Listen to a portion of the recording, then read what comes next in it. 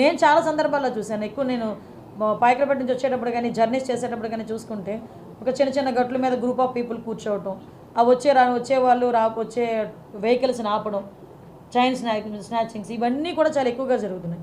So city surroundings అంతా కూడా ఆ అలర్ట్నెస్ అనేది క్రియేట్ చేయాలి ఫస్ట్.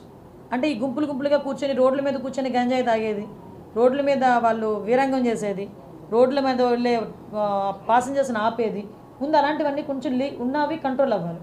దానికి కంట్రోల్ అవ్వడానికి ముందు టాస్క్ ఫోర్స్ అనేది పనిచేస్తుంది.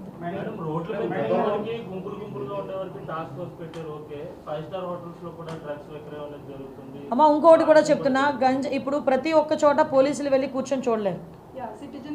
ఎస్, నేను అది సిటిజన్ పార్టిసిపేషన్కి కూడా నేను ఇంకొకటి కూడా మేము మాట్లాడుకున్నాం.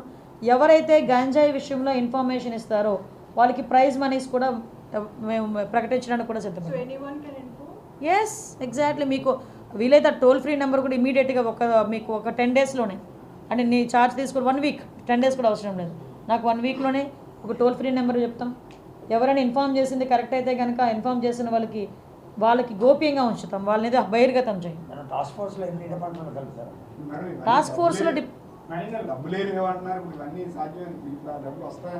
డబ్బులు జనరేట్ అంటే మనం దోచేసుకోవాలనే ఆలోచన ఉన్నవాడికి అయితే డబ్బులు జనరేట్ చేయలేడు, కానీ డబ్బులు జనరేట్ చేసి మంచి చేయాలనుకున్నవాడు ఎలాగైనా జనరేట్ చేయగలడు. చాలా సోర్సెస్ ఉన్నాయి.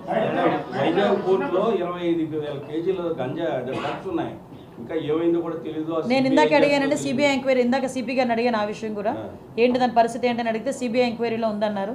నేను ఒకసారి అది కూడా తెప్పించుకుంటాను.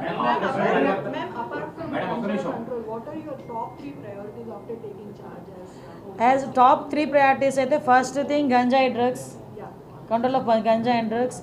Second thing is protection of women.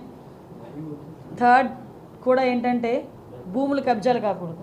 Madam, operation పరివేత్రం పేరుతో ప్రభుత్వం ఇప్పటికే చాలా వరకు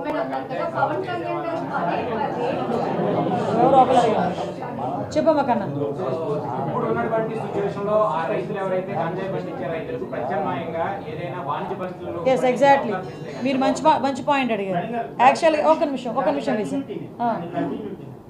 గంజాయి సాగు అనేది గత లాస్ట్ 30 years నుంచి జరుగుతుంది. ఇప్పటికీ టిల్ అదే కంటిన్యూ అవుతుంది. మీరు ఆ మూలాలను ఏదైతే ఆ రైతులను అక్కడి నుంచి పండించకుండా ఇవన్నీ చేస్తే ఉపయోగం ఉంటుందా? అంటే ఒకటేంటంటే ఒకటి భయం క్రియేట్ అవ్వాలి, 2 వాళ్ళకి లైవ్లీహుడ్ కావాలి. ఈరోజు గంజాయి ఎందుకు పండిస్తున్నారు? వాళ్ళు గిరిజనులు, అందరూ కూడా అమాయకులు, వాళ్ళు గిరిజనుల చేత పండిస్తున్నారు. వాళ్ళు కొంతమంది పెట్టుబడి పెడుతున్నారు, వెళ్ళి ఎకరాకి 1 లక్ష ఇస్తాను, ఎకరాకి 2 లక్షలు ఇస్తాను అని వాళ్ళకి చేత పండిస్తున్నారు. ఆ తాలూకా దాని రెస్పాన్సిబిలిటీ అంతా పాపం ఆ గిరిజనులు భరిస్తున్నారు. రేపు పొద్దున్న ఎవరైతే పెట్టుబడి పెట్టాడో వాడు దొరకడు.